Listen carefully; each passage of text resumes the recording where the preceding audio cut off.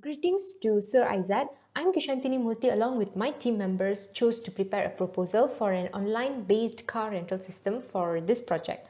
This project is designed to be used by car rental companies specializing in renting cars to customers. A rental car is a vehicle that can be used temporarily for a fee during a specified period.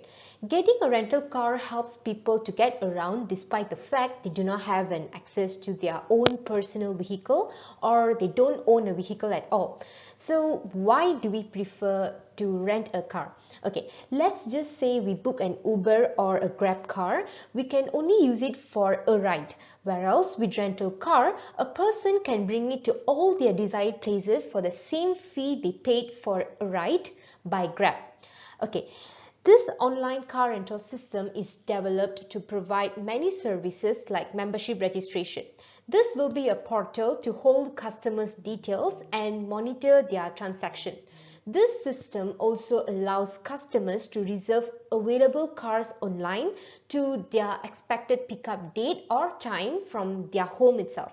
This system will also enhance business process where internet technology is used to project the rental company to the global world instead of limiting their services to their local domain alone, thus increases their return on investment. This project transfers a lot of areas ranging from business concept to computing field and required to perform several research to be able to achieve the project's objectives. The area covers are inclusive for the system and also the user. This system will be accessible for 24 hours and it allows the administrator to search database based on the user ID. The users will be the car rental companies who advertise their vehicles in the system and the customers who reserves a car throughout the system. Now, let's see how the current existing system works. A person who wishes to rent a car have to reserve the car by making a phone call or go to the organization to make a reservation.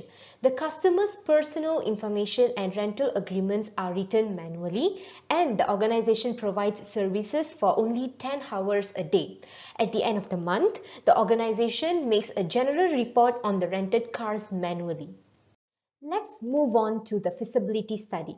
In relation to the existing system and the benefits it gives the user, the operation of the system will be measured. Beyond this, the profit increases in the business will be clearly identified and the project's feasibility set. The method of determining the features of the constructed system in terms of its operational expenditure and the maximum output it can provide.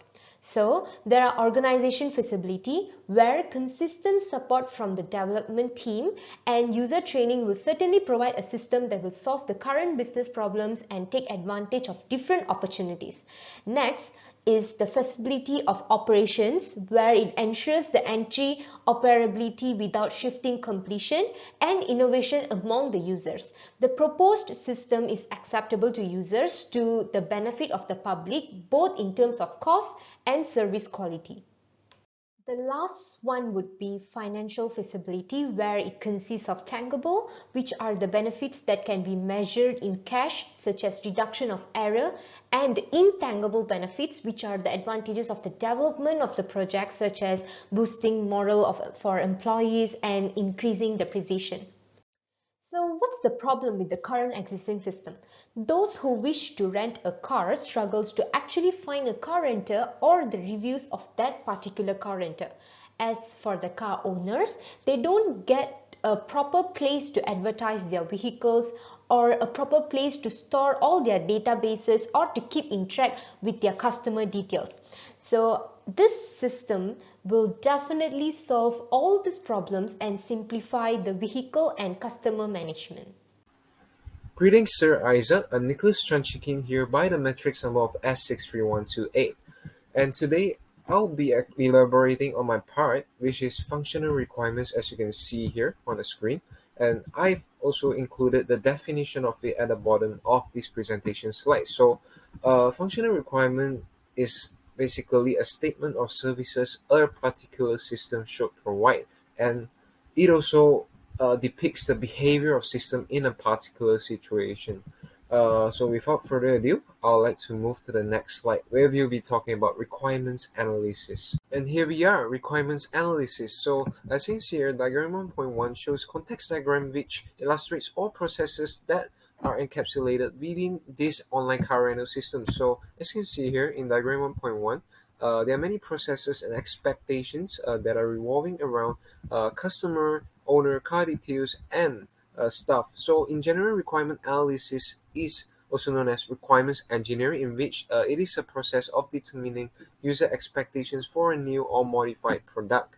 So, the outcome of it must be quantifiable, relevant, and detailed. So, all these processes and expectations will be further elaborated in much complex diagrams later on.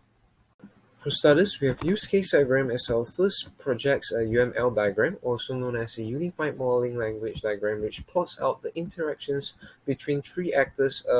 For our case, as you can see here, we have customer on the left top side, and towards the right side we have the staff, and diagonally towards the left bottom side we have the owner. So each words or phrases that are encapsulated within each ellipsis that can be seen in this use case diagram are actually the representation of the roles of these three actors. For instance, let's say we are taking respond to feedback. So it is shared between owner and staff. Therefore, this means that owner and staff have the capability or are given the consent to comment on customer feedbacks. Next up, the second UML diagram that we're going to use in our project is known as the activity diagram. So an activity diagram is used to depict the workflow of all processes which takes place throughout the system, which is actually similar to that of a use case diagram. So for activity diagrams, I've already plotted out here, whereby I'm going to use it to represent overall system function, membership registration, and third on the list, car rental fee payment, fourth, car reservation, fifth, wheel report, and last but not least, the system database update. Alright, let's get started with our first activity diagram, which shows the overall system function as you can see at your left hand side. So a customer will start from the very beginning point where they'll log into their account, their respective account, and from there they'll search for their appropriate car. So if let's say their car is available, this will be checked by a system for information. So if it is available, then the customer can proceed to place their booking, check order details, perform payment transactions, generate receipt, get car from pickup branch, and last but not least, return their car to the respective branch.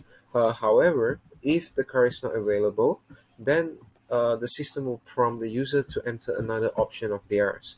Okay, next up, we have the membership registration, in which I'll just summarize a bit on the functionality. So, first off, the user will click on register a new account. So, from there, the system will prompt the user to enter their full name, email, phone number, mailing address, username, and password. So, the two main criteria here that is taken into account is the password and username.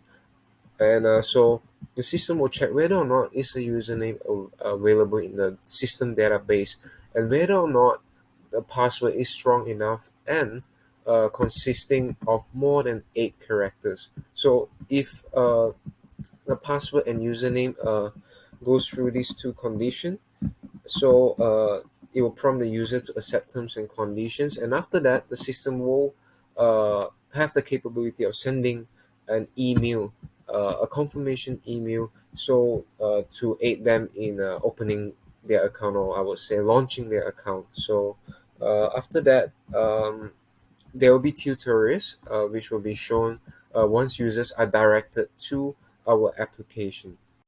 Furthermore, the third activity diagram that we have here is to represent the car rental fee payment process which is within the system. So customer will first start by logging with their username and password, and right after that, they will choose any payment method, be it credit, debit, or e-wallet, which is prominently used nowadays.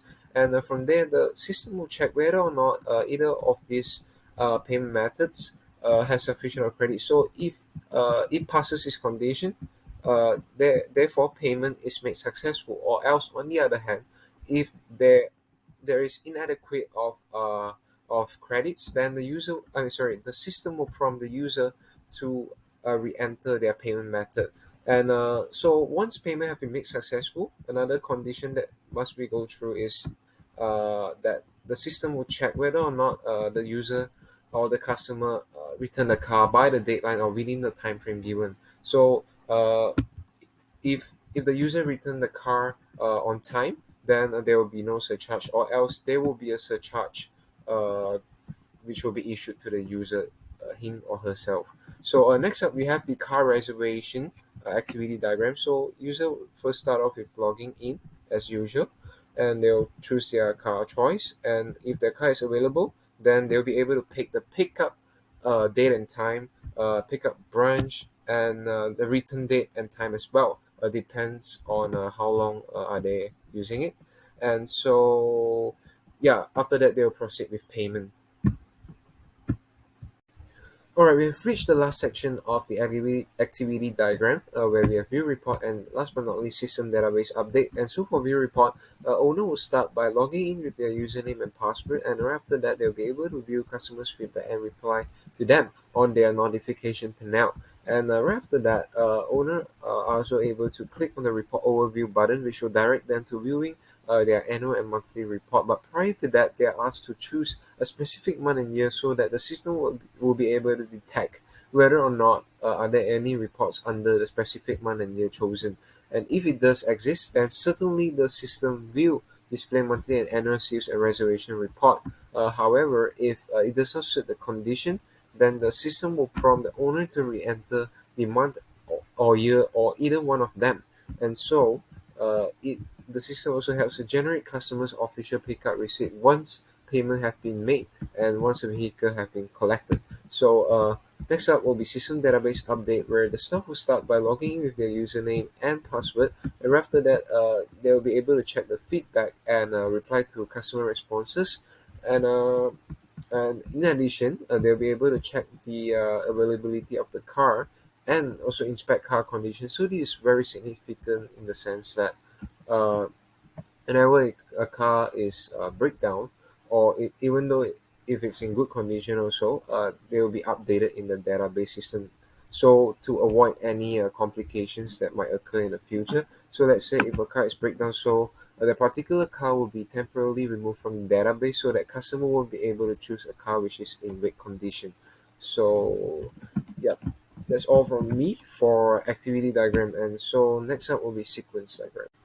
Lastly, a sequence diagram is the final UML diagram that we use in our project, in which it is similar to that of use case and activity diagrams that have been shown before this, in which it models interaction between actors, namely customer, staff, and owner, and for object-wise, it will be car details. So, and sequence diagram also be token sequences that take place during use case instances. So, as you can see here, there are statement feeders which shows the actors, and yeah, and for SD, it actually means sequence diagram. It's just like a particular name for the frame.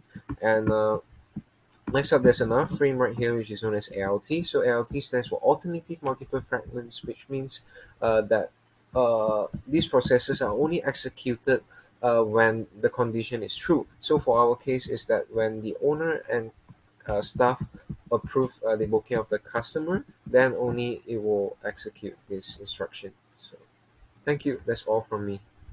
Assalamualaikum and greetings to Sir Aizat. My name is Amirah Binti Zawawi and my metric number S61540. So for my part, I'm going to talk about non-functional requirements. So what is non-functional requirements? So I'm going to explain it to the next slide. Okay, so next is non-functional requirements. Non-functional requirements specify how a system should act and what functional limits it has. So non-functional requirements are any criteria that aren't covered by the functional requirements, and it should be handled independently from the functional requirements. So what makes it difference between the functional requirements and non-functional requirements is that functional requirement is the product features and it is what user requirements. Whereas the non-functional requirements it is a product properties, and usually it is what user expectations. Okay, so the non-functional criteria such as the system performance, security, and availability are some of the examples that used to define or constrain the overall features of a system rather than the functional requirements. So for our system, we're going to talk only about these three non-functional requirements, which are the first one performance, second is security, and the third one reliability. So we're going through it one by one. Okay, the first one performance. So for every command performed by the user in a Chrome desktop browser, for example, the rendering of text and picture over an LTE connection, the system response cannot exceed a minimum of 10 seconds in any case. So in order for the system to react quickly to the user input, it must have a high performance rate and be capable of responding in a short time period, which is typically around 50 seconds for more demanding activities and 20 to 25 seconds for less difficult jobs. Next is security. The system requires a login and password in order to prevent unauthorized access to the system. So the password for staff members must be more than 8 characters in length, and user login should be restricted to authorized business personnel only, and only users with a valid password and username should be allowed to access for the user page on the system. And last but not least is reliability. So during the business hours, users must be able to access the online dashboard every month during the business hours with 98% rate. So this system have to be accessible at all times, 24 hours and 7 days a week. So it must be available all the time. So it is expected that in the event of a catastrophic system failure, the system will be up and running within 1 to 2 working days and guaranteeing that the business process will be not disrupted. So yeah. Hi, my name is Siu Sam, number metric S62270, and I'll be here explaining about system architecture and also user interface. We begin with system architecture. System architecture displays and describes its major components and also relationships between those components in a system. Under system architecture, we have layer architecture, where we split the system into 4 different types of layers, namely presentation layer, business layer, persistence layer, and database layer. Presentation layer, which is the outermost layer, and also it's the more common ones towards the users, where users give input and also gain output from it. And next to it is the business layer. Business layer gathers all business related information that is meant to be stored into the system database. After going through business layer, we will get into the persistence layer, where it will categorize the data that is being received and categorize them into the more specific groups before entering the database. In this diagram, we can see that there are 3 external sources, which are staff, customers, and also owners.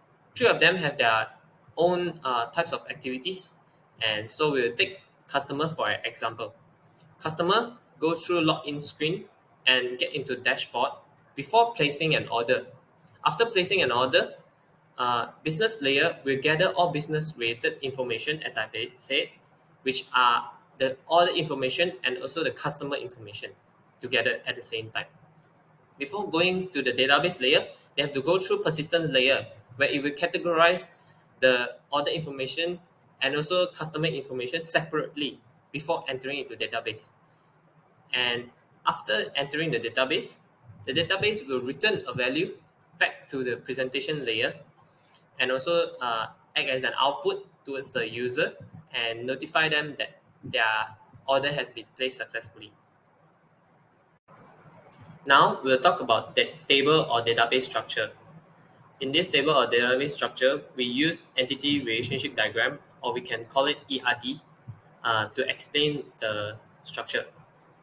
In this diagram, we can see that there is 5 tables, or also known as entities, namely customer, car, staff, owner, and report.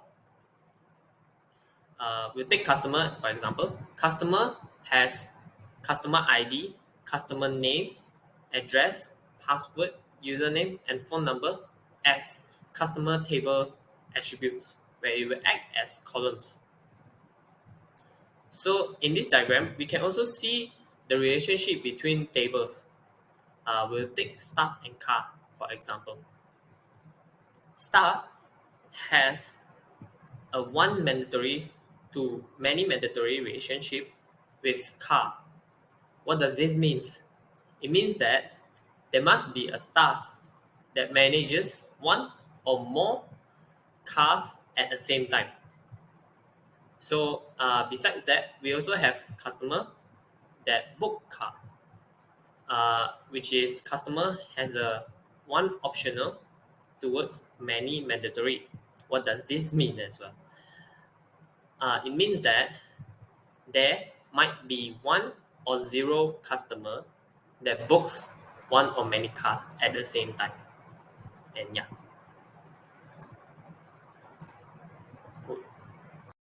Okay, so after explaining system architecture, now we'll go to user interface. Under user interface design, we have interface design. In this slide, I'll be explaining about all the key points that has been taken by the team to build the user interface for the system. First of all users should be able to see the same page when they enter the website, which requires them to sign in with their distinct username and password. After the sign-in process, users will be directed towards their dashboard where they'll be able to do their intended activities. Our user interface should be simple, consistent, and also being able to be understood by the intended users of the system. A simple interface will not just cause the system to look cleaner, but more professional towards the users. While being consistent using a standardized interface, customers can also predict their next move easily during their interaction with the system. And with this, we do not have to have them undergoing training in order to adapt towards the system, which is great for newcomers towards the system. And also for the following slides are the screenshots or snapshots of our user interface that has been done by the team. Thank you.